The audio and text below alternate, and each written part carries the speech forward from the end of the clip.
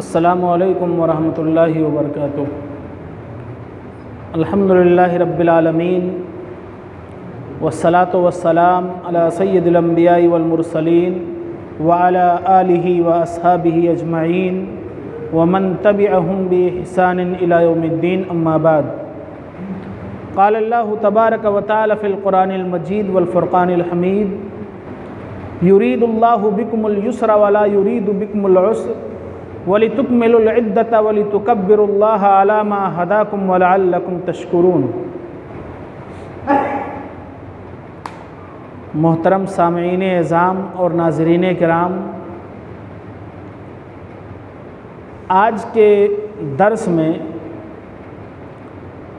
سورہ بقرہ کی ان آیتوں میں سے جو آیتیں روزے کے فرضیت کے تعلق سے ہیں، انہی آیتوں میں سے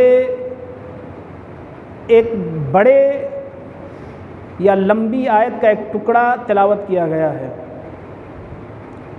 آج کا جو درس ہے وہ درس پڑھی گئی آیتوں کی تفسیر نہیں بلکہ آداب عید کے تعلق سے ہے، کیونکہ آج کا یہ درس آخری درس ہے۔ اس ناحیے سے خطبہ جمعہ میں جو باتیں ہوئی تھی وہ باتیں الوداعی جمعہ یا صدقۃ الفطر کے تعلق سے ہوئی تھیں۔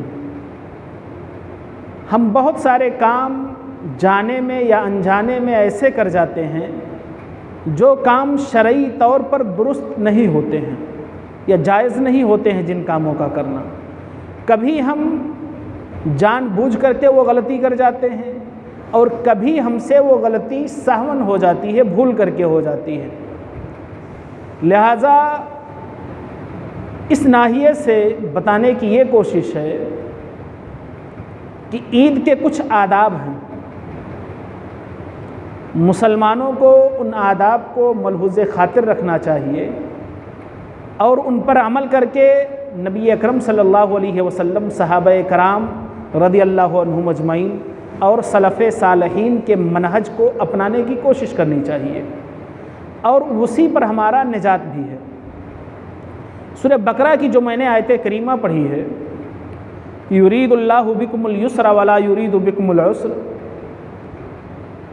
اللہ رب العالمین کی ذات ایسی ذات ہے جو آسانی چاہتی ہے، نرمی چاہتی ہے، سختی نہیں چاہتی۔ اللہ تبارک و تعالی مومن بندوں پر کتنا بڑا رحیم ہے، کتنا بڑا کریم ہے۔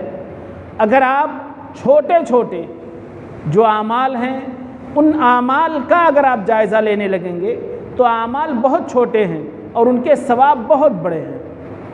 مثال کے طور پر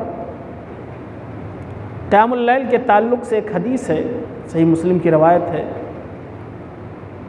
اللہ کے رسول صلی اللہ علیہ وسلم نے فرمایا کہ جس نے امام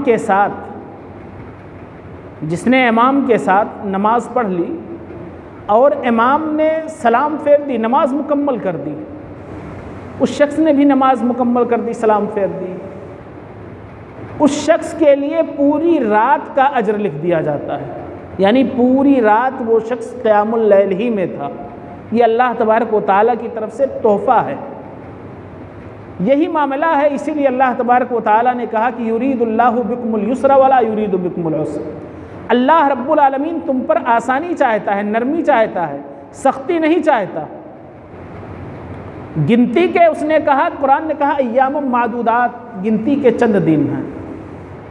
کسی سال 29 روزے پورے ہوتے ہیں، کسی سال 30 روزے پورے ہوتے ہیں، اسی کو کہا کہ گنتی کے چند دن ہیں۔ اب جب رمضان کے روزے مکمل ہو گئے تو ہمیں کرنا کیا ہے؟ سب سے پہلے اللہ تبارک و تعالیٰ نے کہا کہ وَلِتُكْمِلُوا الْعِدَّةَ وَلِتُكَبِّرُوا اللَّهَ، جب گنتی کی جو تعداد ہے، چاہے 29 رمضان یا 30 رمضان، جب اس کو تم مکمل کر لو تو اللہ رب العالمین کی تکبیر بلند کرو، وَلِتُكَبِّرُوا اللَّهَ، اللہ رب العالمین کی بڑائی بیان کرو، عَلَى مَا هَدَاكُمْ وَلَعَلَّكُمْ تَشْكُرُونَ، کس چیز پر؟ جس چیز کی اس نے تمہیں ہدایت دی ہے۔ بہت سارے لوگ ہیں رمضان المبارک کا مہینہ ان کی زندگی میں آیا، اوقات تو کٹتے ہی ہیں۔ سلف میں سے کسی کا قول ہے کہ وقت تلوار کے مانند ہے، اگر تم اسے نہیں کاٹو گے تو وہ تمہیں کاٹ دے گی، تم اسے نہیں کاٹو گے تو وہ تمہیں کاٹ دے گی۔ رمضان المبارک کا مہینہ آیا، وقت اللہ کے رسول صلی اللہ علیہ وسلم کی دوسری حدیثیں ہیں کہ قرب قیامت کی علامت یہ ہے کہ یتقارب الزمان، زمانے بہت قریب ہو جائیں گے، وقت کی برکت ختم ہو جائے گی۔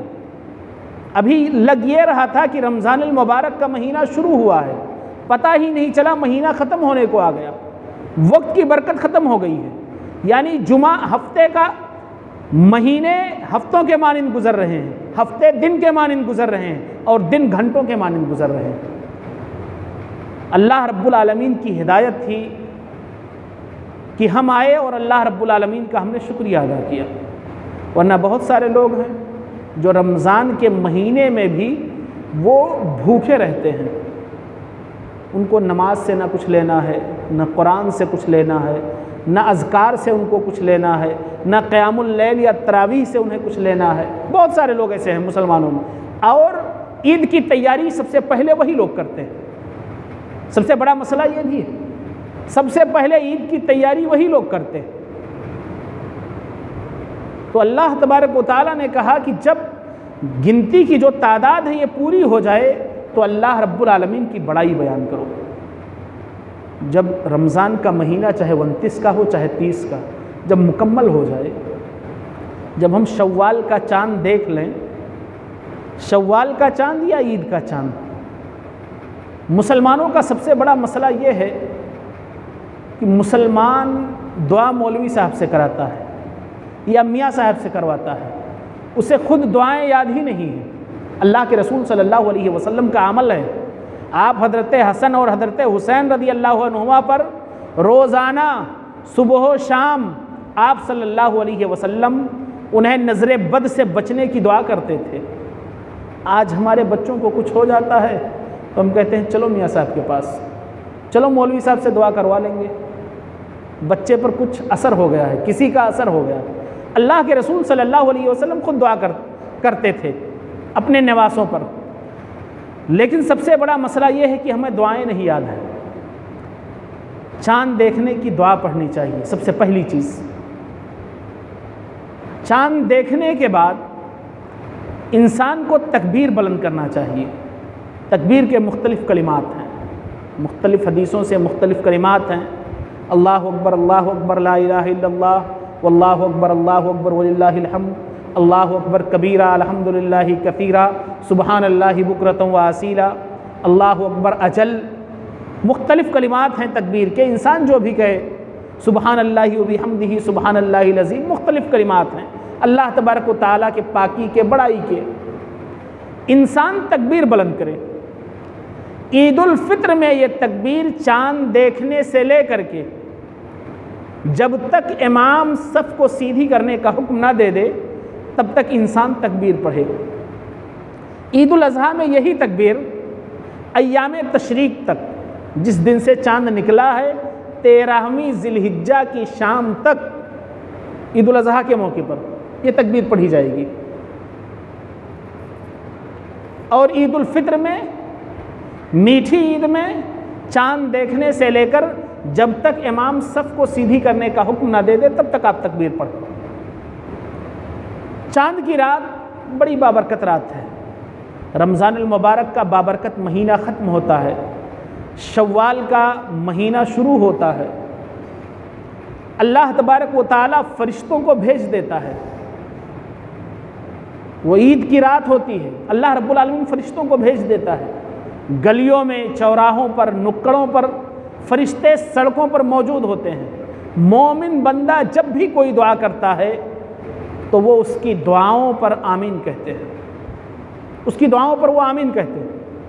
لیکن ہمارا سب سے بڑا مسئلہ یہ ہے کہ وہ تو عید کا دن ہے، رمضان المبارک جو مہینوں میں سب سے افضل ہے، رمضان المبارک کا آخری عشرہ جو تمام اشروں میں سب سے بہتر ہے، آخری اشرے کی وہ راتیں جو طاق راتیں ہیں یا شب قدر کی راتیں ہیں، ان راتوں میں بھی مسلمان کا معاملہ یہ ہے کہ وہ اللہ رب العالمین سے گریہ وزاری کرنے کے بجائے وہ سب سے جو مبغوض جگہ اللہ رب العالمین کو ہے اس کا آخری اشرہ بازاروں میں گزر رہا ہوتا ہے،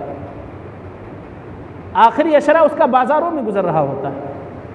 مارکیٹ کرنے سے کوئی نہیں روک رہا ہے، مارکیٹ کیجیے آپ، لیکن جو اللہ رب العالمین نے یہ تحفہ عنایت کیا ہے امت مسلمہ کو، اس وقت کی قدر کیجیے۔ عید کی رات میں اس وقت تو بہت سارے فیشن آ گئے ہیں،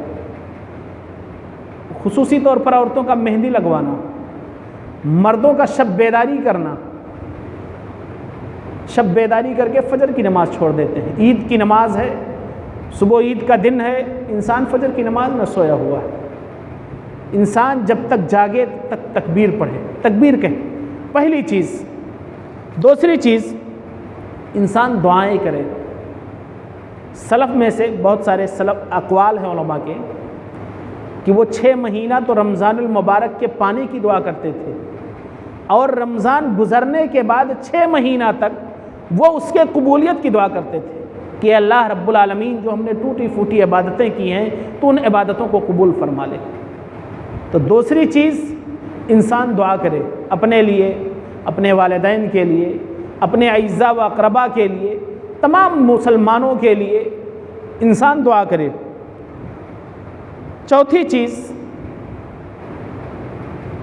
عید کی جب صبح میں انسان اٹھے یا عید کی نماز سے پہلے انسان غسل کر کے، خوشبو لگا کر کے، صاف ستھرا یا اچھے لباس پہن کر کے، اگر نیا اللہ رب العالمین نے عطا کیا ہے تو نیا لباس پہن کر کے، یہ عبداللہ ابن عمر رضی اللہ عنہما کی موطا امام ابن مالک کے اندر انہوں نے عمل لکھا ہے کچھ صحابہ کرام کا، یہ خود عبداللہ ابن عمر رضی اللہ عنہ کا عمل ہے کہ وہ عید کے دن صبح اٹھتے تھے، غسل کرتے تھے، بہترین خوشبو لگاتے تھے اور نیا لباس پہن کر کے عید الفطر کی نماز کے لیے جاتے تھے۔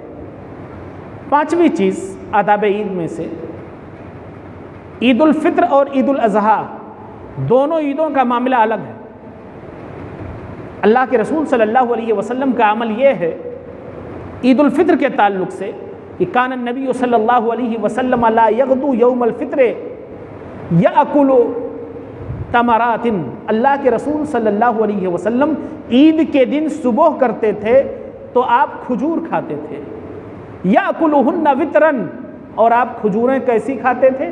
طاق عدد میں کھاتے تھے، 1 3 5 7 اس طرح سے طاق عدد میں۔ یہ بھی اللہ کے رسول صلی اللہ علیہ وسلم کی سنت ہے۔ تو روانگی سے قبل عید الفطر میں، روانگی سے قبل نبی اکرم صلی اللہ علیہ وسلم کھجور کھا کے جاتے تھے۔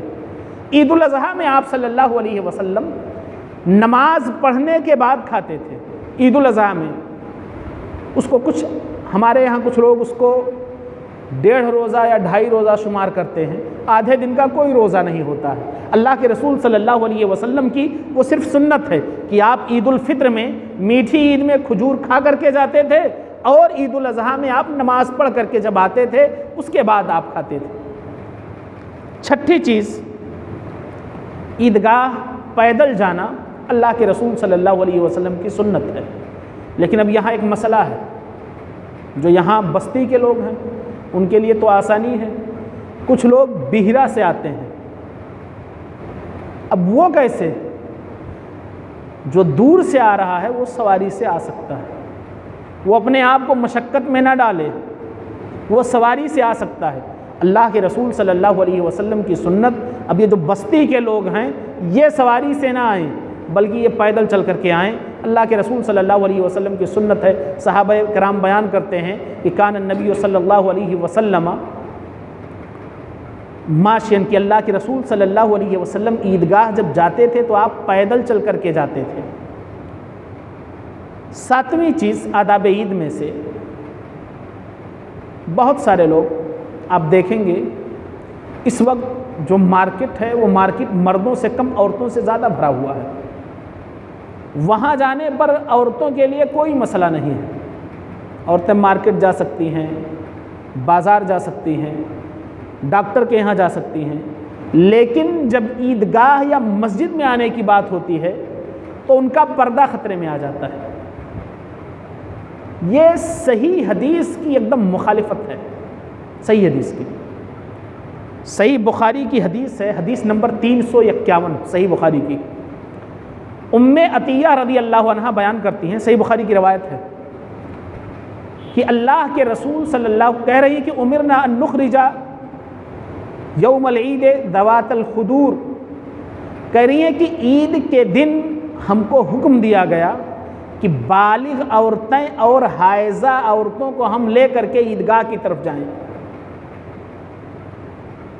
حائضہ وہ ناپاک عورت جو نماز نہیں پڑھ سکتی ہے، قرآن کی تلاوت جو نہیں کر سکتی ہے، صرف ذکر و اذکار کر سکتی ہے، یا قرآن کی وہ صورتیں جو اسے یاد ہے اس کے بھی پڑھنے کی کچھ علماء نے گنجائش دی ہے، جو اسے یاد ہے پڑھ سکتی ہے، مصحف لے کر کے نہیں ہاتھ میں پڑھ سکتی ہے، وہ ناپاک ہے، اس پر نماز کی ان دنوں کی قضا بھی نہیں ہے۔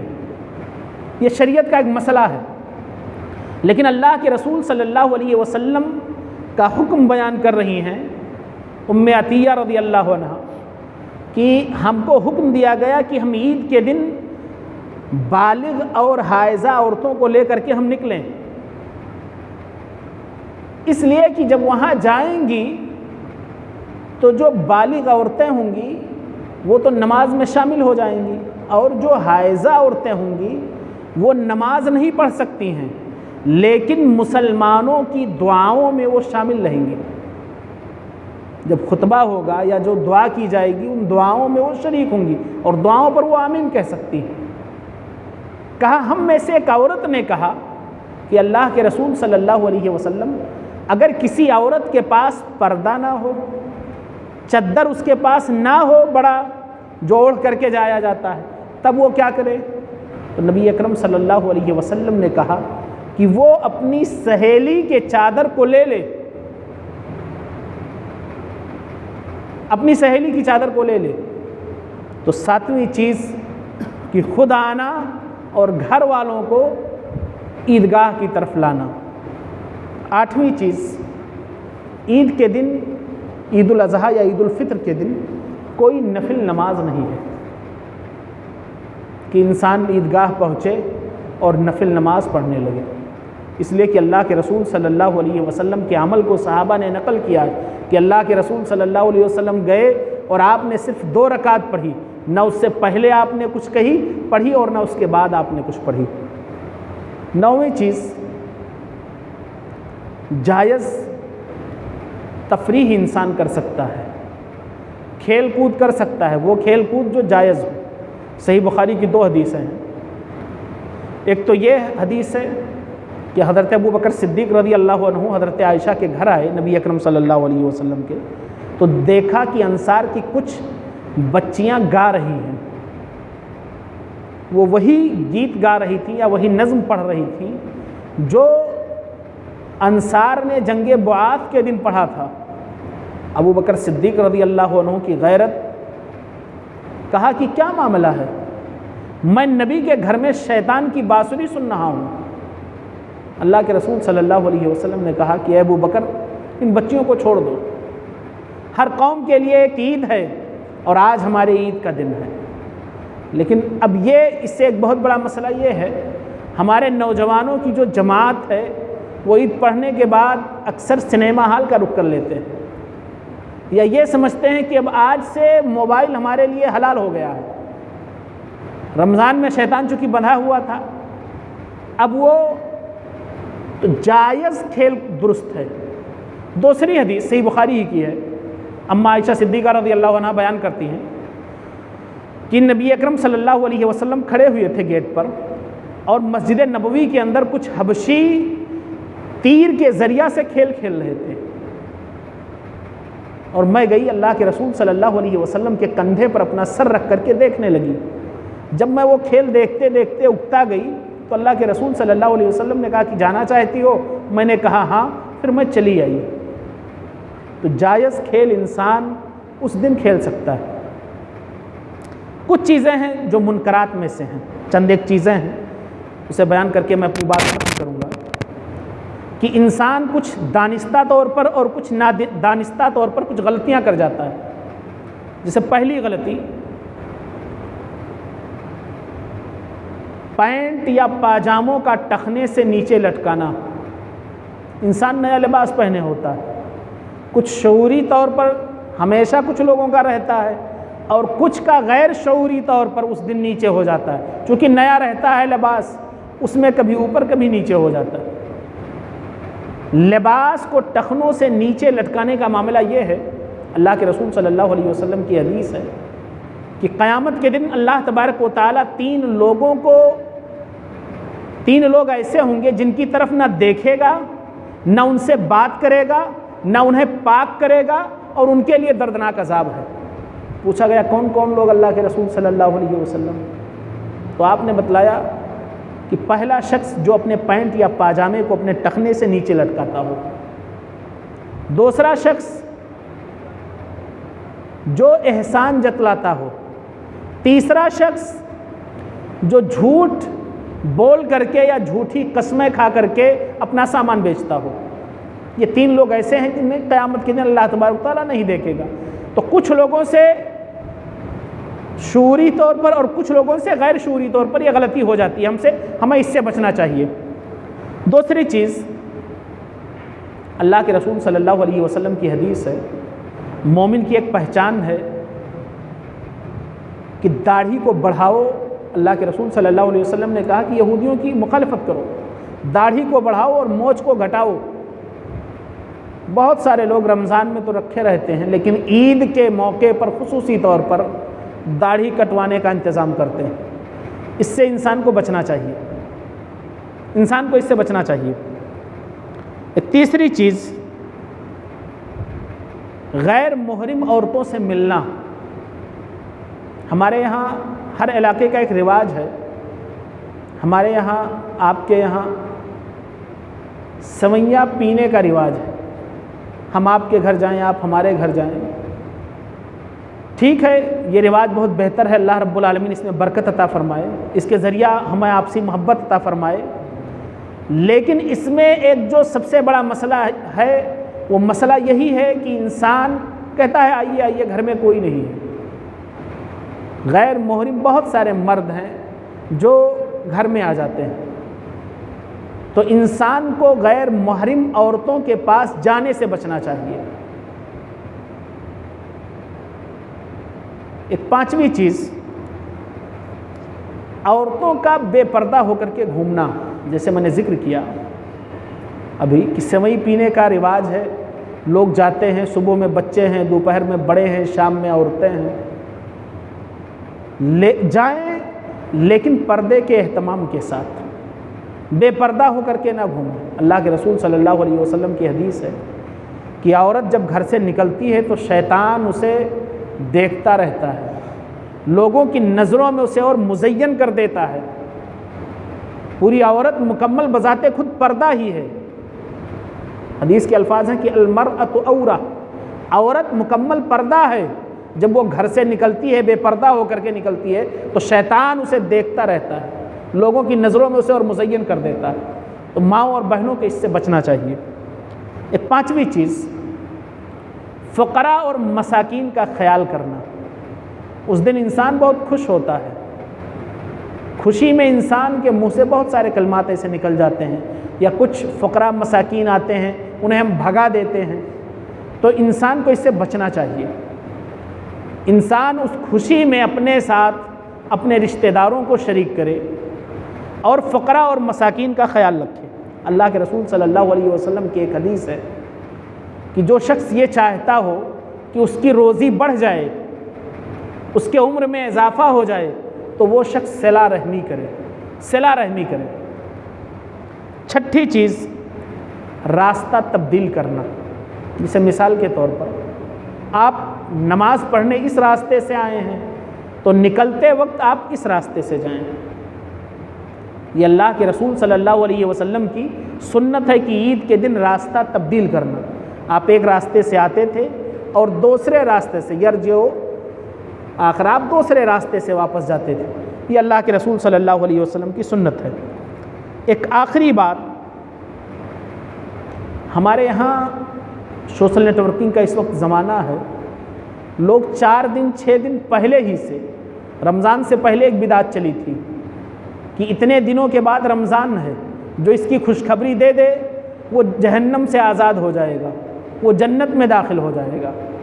موبائل پر ایسے ہی عید کا معاملہ ہے، عید ابھی 4 دن کے بعد ہے، آدمی آج ہی سے یہ دیکھیے فلاں نے آپ کو یہ پیغام بھیجا، فلاں نے آپ کو یہ پیغام بھیجا۔ صحابہ کرام رضی اللہ عنہم اجمعین کا ایک عمل ہے کہ جب وہ عید کی نماز پڑھ کر کے نکلتے تھے تب وہ ایک دوسرے سے ملتے تھے تو وہ کہتے تھے تقبل اللہ منا و منکم۔ جو دعا ہے، مبارکبادی کے جو پیغام ہیں وہ یہ ہے کہ اللہ تمہارے عمل کو بھی قبول کرے اور اللہ ہمارے عمل کو بھی قبول کرے۔ وہ ایک دوسرے سے کہتے تھے تقبل اللہ منا و منکم، اللہ تمہارے عمل کو بھی قبول کرے اور ہمارے عمل کو بھی قبول کرے۔ اس کے بعد کہتے تھے وعیدکم مبارک، اور عید بھی تمہیں مبارک ہو۔ مومن ایک دوسرے مومن کا خیر خواہ ہوتا ہے، اپنے بھائی کے لیے وہی پسند کرتا ہے جو اپنے لیے پسند کرتا ہے۔ اللہ رب العالمین ہمارے عمل کو قبول فرمائے، آپ کے عمل کو قبول فرمائے۔ تو یہ دعا یاد کر لیں، تقبل اللہ منا و منکم صالح الاعمال، اللہ رب العالمین ہمارے نیک اعمال کو قبول فرمائے، آپ کے نیک اعمال کو بھی قبول فرمائے۔ صحابہ کرام رضی اللہ عنہم اجمعین کا یہ عمل ہے، آپس میں وہ ایک دوسرے سے کہتے تھے۔ یہ چند باتیں تھیں آداب عید کے تعلق سے۔ آخر میں دعا ہے کہ الہ العالمین ہم تمام لوگوں کو اس ماہ مبارک سے مستفید ہونے کی توفیق عنایت فرمائے۔ الہ العالمین اس ماہ مبارک میں ہم سے جو ٹوٹی پھوٹی عبادات ہوئی ہیں تو ان عبادتوں کو شرف قبولیت سے نواز دے۔ الہ العالمین ہمیں رمضان میں بھی اور رمضان کے بعد بھی پکا سچا مسلمان بنا دے۔ الہ العالمین ہمیں پکا سچا نمازی بنا دے۔ آمین۔ وآخر دعوانا الحمدللہ رب العالمین، والسلام علیکم ورحمۃ اللہ وبرکاتہ۔